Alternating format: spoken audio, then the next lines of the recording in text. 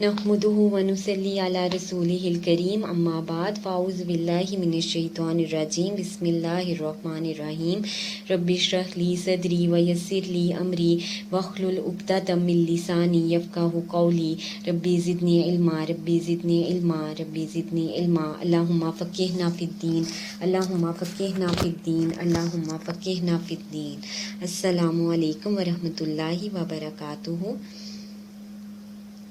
आज हम 10वें पारे का आगाज़ करते हैं और आयत नंबर 45 में है कि किसी ग्रोह का आमना सामना हो तो इस जंग में कामयाबी के लिए क्या करना है। अल्लाह ताला ने क्या हुक्म दिया। अल्लाह को कसरत से याद करना और हर मुश्किल में अल्लाह का ज़िक्र करना, इसके अलावा साबित कदमी जंग में कामयाबी के लिए ज़रूरी है। अब हमने ये देखना है कि हम अगर किसी ऐसी जगह पर हैं कि जहाँ पे हमारे ईमान को खतरा है, या हमारा सामना काफिर कौम के साथ होता है, या हम किसी ऐसी जगह पर रह रहे हैं जहाँ पे कुफ़ार की तादाद ज़्यादा है, नाफरमान लोगों की तादाद ज़्यादा है, तो ऐसी जगह पर अल्लाह को कसरत से याद करना और इसका ज़िक्र करना और साबित कदमी और अपने लिए बहुत ज़्यादा दुआ की ज़रूरत है। आयत नंबर 46 में बताया गया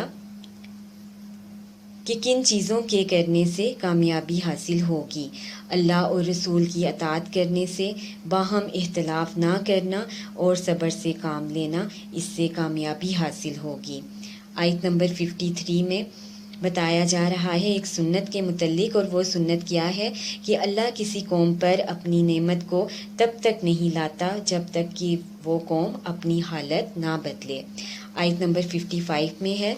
इस आयत में बदतरीन मखलूक किसको कहा जा रहा है?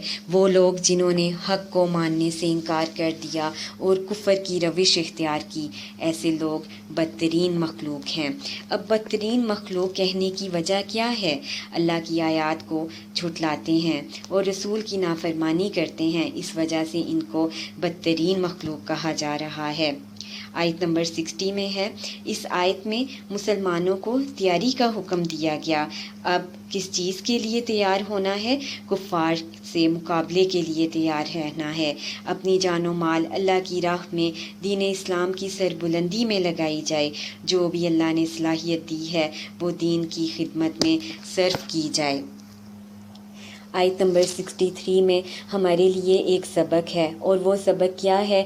आपस में एक दूसरे के लिए दिल में मोहब्बत रखनी है, एक दूसरे की मदद करनी है, दिल को मुनाफ़क़त से दूर रखना है, खैर मालूम करनी हो तो इस्तिहारा करना है, अल्लाह पर भरोसा करना है, सब्र करना है और इख्तिलाफ़ात से दूर रहना है।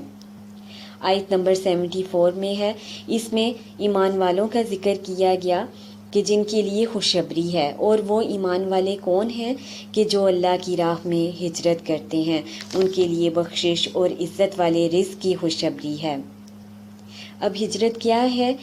गुनाह से नेकी की तरफ आना, ये भी हिजरत है। सख्ती से नरमी की तरफ आना, ये भी हिजरत है। हराम माल से हलाल माल की तरफ आना, ये भी हिजरत है। आयत नंबर 11 में मुशरिकीन से दोस्ती और ताल्लुक़ की कुछ शराइत बता दी गई हैं। वो शराइत क्या हैं? कि वो तौबा करें, वो नमाज कायम करें और वो ज़कात जब अदा करेंगे तो ऐसे मुशरिकीन से दोस्ती और ताल्लुक़ कायम रखा जा सकता है। आयत नंबर 20 में कामयाब लोग किनको कहा गया? वो लोग जो ईमान लाए और जिन्होंने हिजरत की और अल्लाह की राह में अपने जानो माल से जहाद किया, ऐसे लोगों को कामयाब लोग कहा जा रहा है। अल्लाह हमें भी मज़बूत ईमान अता फ़रमाए और हिजरत की तौफ़ीक दे, और अल्लाह की राह में हम अपने जानो माल से जहाद करें। आमीन। आयत नंबर 34 में अहले किताब के जो उलमा हैं उनका तरीका बताया गया कि वो क्या करते थे। वो गलत फतवे देते थे, रिश्वत लेते थे, असल दीन से लोगों को दूर रखते, दीन के मामलात को हल करने में लोगों की गलत रहनुमाई करते थे। आयत नंबर 41 में हमारे लिए कुछ ज़िम्मेदारियाँ अल्लाह ताला ने बताई हैं। ज़िंदगी में हमारे लिए दुनियावी ज़िम्मेदारियों के साथ दीन इस्लाम की सरबुलंदी व तरक्की की ज़िम्मेदारी आयद होती है।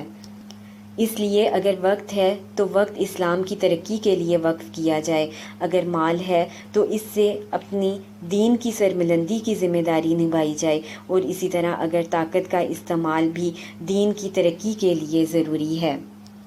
اللہ تعالیٰ ہمیں بھی اپنی دنیاوی زندگی کی ذمہ داریوں کے ساتھ دین اسلام کی سربلندی کی ذمہ داری بھی جو اللہ تعالیٰ نے ہمیں دی ہے اس کو ادا کرنے کی توفیق عطا فرمائے، آمین ثم آمین۔ آیت نمبر 51 میں اہل ایمان کا رویہ بتایا گیا کہ بھلائی یا برائی ملنے پر ان کا رویہ کیسا ہوتا ہے۔ مومن ہر حال میں اللہ کا شکر ادا کرتا ہے، اگر مشکل یا تکلیف آئے تو اپنا محاسبہ کرتا ہے اور استغفار کرتا ہے اور اللہ کو بکثرت یاد کرتا ہے، اور نعمت و بھلائی کے ملنے پر شکر ادا کرتا ہے اور مزید عاجز ہو جاتا ہے۔ آیت نمبر 60 میں اس آیت میں صدقات کے جو حقدار لوگ ہیں ان کے متعلق بتایا گیا کہ کون کون سے لوگ صدقات کے حقدار ہیں۔ فقراء، مسکین، جو دین کی راہ پر کام کرتے ہیں، گردنیں چھڑانے والے، اور قرض ادا کرنے میں صدقات کا استعمال کیا جائے۔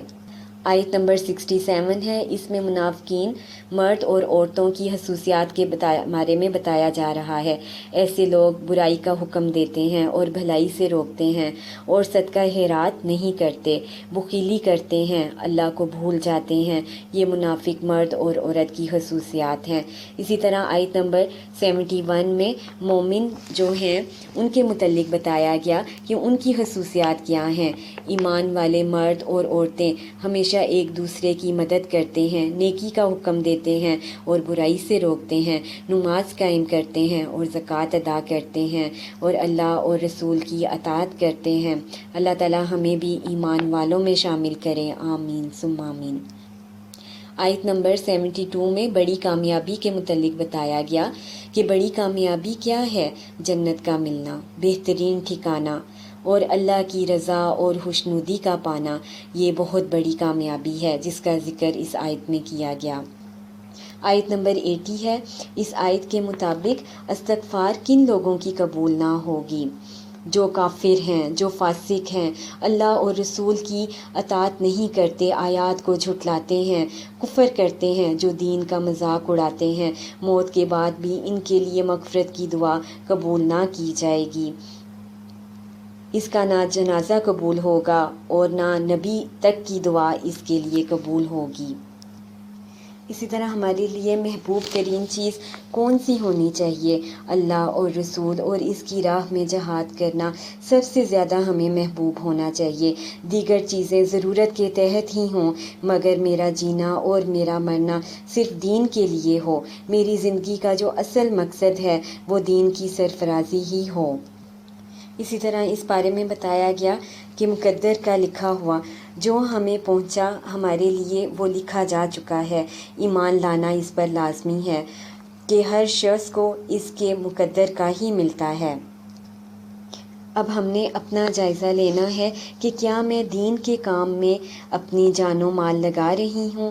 کیا میں آخرت کے مقابلے میں دنیاوی ساز و سامان کو ترجیح تو نہیں دیتی؟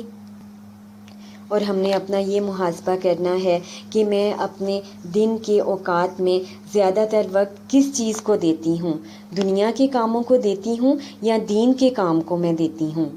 اور پھر ہم نے جائزہ لینا ہے اپنی دوستی اور تعلق کا کہ جن لوگوں سے ہماری دوستی ہے یا جن لوگوں سے ہمارا گہرا تعلق ہے ان کا عقیدہ کیا ہے؟ کیا وہ مشرک ہیں؟ کیا وہ شرک کرتے ہیں یا پہلے وہ مشرک تھے اور اب انہوں نے توبہ کر لی ہے؟ یہ ہم نے اپنی دوستی کے معیار کو دیکھنا ہے کہ کن لوگوں سے ہماری دوستی ہے۔ اور اسی طرح ہم نے ایمان والوں کی جو خصوصیات ہیں ان کا خود میں ہم نے جائزہ لینا ہے۔ اللہ تعالی ہم سب کو عمل کی توفیق عطا فرمائے، آمین ثم آمین۔ سبحانک اللہم و بحمدک، اشہد ان لا الہ الا انت، استغفرک و اتوب الیک۔ السلام علیکم ورحمۃ اللہ وبرکاتہ۔